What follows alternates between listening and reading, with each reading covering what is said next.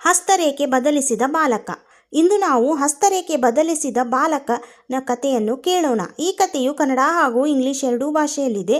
ಎರಡೂ ಭಾಷೆಯಲ್ಲೂ ನೀವು ಈ ಕಥೆಯನ್ನು ಕೇಳಬಹುದು. ಲಿಂಕನ್ನು ಡಿಸ್ಕ್ರಿಪ್ಷನ್ ಬಾಕ್ಸಲ್ಲಿ ನೀಡಲಾಗಿದೆ.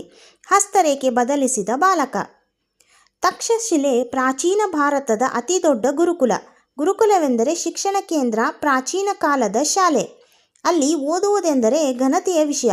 ತಮ್ಮ ಮಕ್ಕಳು ಅಲ್ಲಿ ಓದಿ ವಿದ್ಯಾವಂತರಾಗಲಿ ಎಂದು ತಂದೆ ತಾಯಿಗಳು ಆಸೆ ಪಡುತ್ತಿದ್ದರು.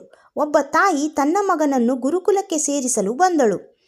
ವಿದ್ಯೆ ಕಲಿಸುವಂತೆ ಗುರುಗಳಲ್ಲಿ ಬೇಡಿಕೊಂಡಳು. ಬಾಲಕನಿಗೆ ಗುರುಕುಲದ ವಾತಾವರಣ ಹೊಸದು. ಎತ್ತಲೋ ನೋಡುತ್ತಾ ನಿಂತಿದ್ದ. ಗುರುಗಳು ಆತನನ್ನು ಗಮನಿಸಿದರು. ಕರೆದು ಬಾಲಕನ ಕೈ ನೋಡಿದರು. ನಿರಾಶರಾದರು. ಈ ಬಾಲಕನಿಗೆ ಓದಿನಲ್ಲಿ ಅಭಿರುಚಿ ಇಲ್ಲ, ವಿದ್ಯೆ ಹತ್ತದು ಎಂದು ತಿಳಿಸಿದರು. ತಾಯಿ ದಕ್ಷಿ ಗಾಬರಿಯಾದಳು. ವಿದ್ಯಾದಾನ ಮಾಡುವಂತೆ ಗುರುಗಳಲ್ಲಿ ಪರಿಪರಿಯಾಗಿ ಬೇಡಿಕೊಂಡಳು. ಆದರೆ ಗುರುಗಳು ಅವನ ಕೈಯಲ್ಲಿ ವಿದ್ಯಾರೇಖೆ ಇಲ್ಲ.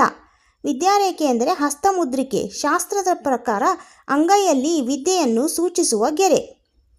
ವಿದ್ಯೆ ಹತ್ತುವುದಿಲ್ಲ ಎಂದು ಕಡ್ಡಿ ಮುರಿದಂತೆ ಹೇಳಿದರು. ಕಡ್ಡಿ ಮುರಿದಂತೆ ಮಾತನಾಡುವುದೆಂದರೆ ನಿಷ್ಠುರವಾಗಿ ಮಾತನಾಡು. ತಾಯಿಗೆ ತುಂಬ ನಿರಾಸೆಯಾಯಿತು. ಅವಳಿಗೆ ಅಳು ಬಂದಿತು. ತಾಯಿಯ ನೋವನ್ನು ಆ ಬಾಲಕ ಗಮನಿಸಿದ. ತಾಯಿಯ ಆಸೆಯನ್ನು ಪೂರೈಸಲು ಯೋಚಿಸತೊಡಗಿದ. ಮುಂದಿನ ಭಾಗದ ಕಥೆಯನ್ನು ಮುಂದಿನ ಭಾಗದಲ್ಲಿ ಕೇಳೋಣ. ಈ ಕಥೆಯು 5ನೇ ತರಗತಿಯ ಪುಸ್ತಕದಲ್ಲಿ ಇದೆ. ಈ ರೀತಿಯ ಅನೇಕ ಕಥೆಯನ್ನು ಕೇಳಲು ಚಾನಲನ್ನು ಸಬ್ಸ್ಕ್ರೈಬ್ ಮಾಡಿಕೊಳ್ಳಿ.